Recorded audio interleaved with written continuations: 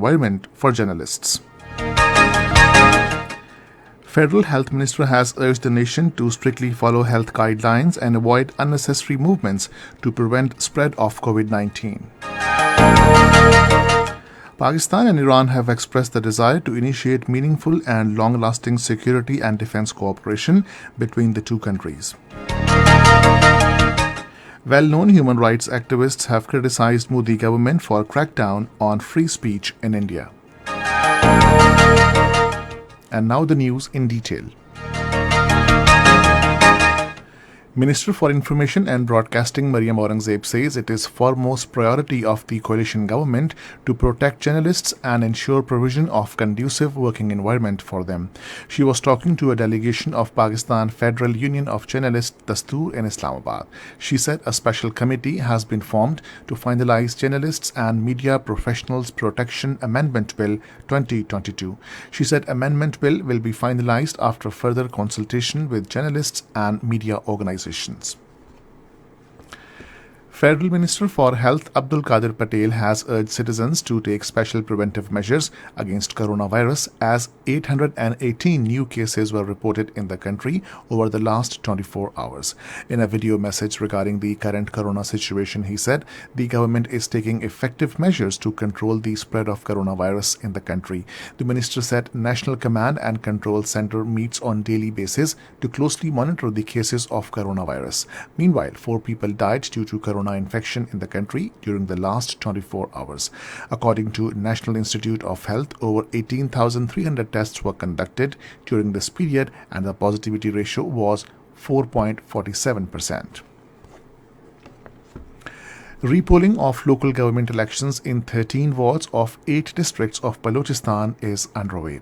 According to a notification of Provincial Election Commissioner Office Balochistan, polling will continue till 5 p.m. without any break. Election Commission of Pakistan has established a central control room in Islamabad and Provincial Election Commissioner Office in Quetta for monitoring and registering complaints related to repolling of local government elections. Repolling will be held in 8 districts including Taki, Kila Abdullah, Ziyarat, Loralai, Panjgur, Sibbi, Noshki and Cage. Local government elections were postponed in the aforementioned districts on May 29, 2022 due to law and order and other incidents. Chairman Joint Chiefs of Staff Committee General Nadeem Raza, who is on an official visit to Iran, called on President of Iran Sayyid Ibrahim Rasool Sadati. Matters of bilateral strategic interest and regional security environment, including strengthening of bilateral security and defense cooperation between the two countries, were brought into discussion. Both sides displayed desire to initiate meaningful and long-lasting security and defense cooperation between the two countries. Meanwhile, during separate meetings with Iranian military leadership, both sides highlighted that common borders should be borders of peace and friendship.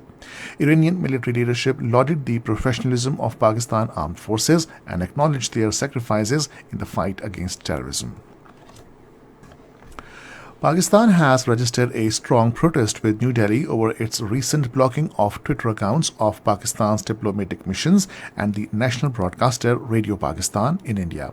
The Indian Chardi Affairs in Islamabad was called to the Ministry of Foreign Affairs and a strong démarche was made on the Indian government's blocking of access to content of 80 accounts on Twitter.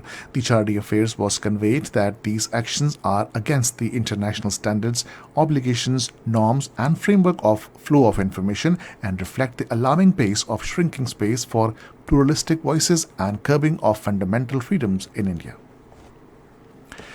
Human rights activists called on Indian government to release Teesta Stedavalet, R.B. Sri Kumar and Sanjeev Bhatt, as well as fact-checking journalist Mohammad Zubair with immediate effect.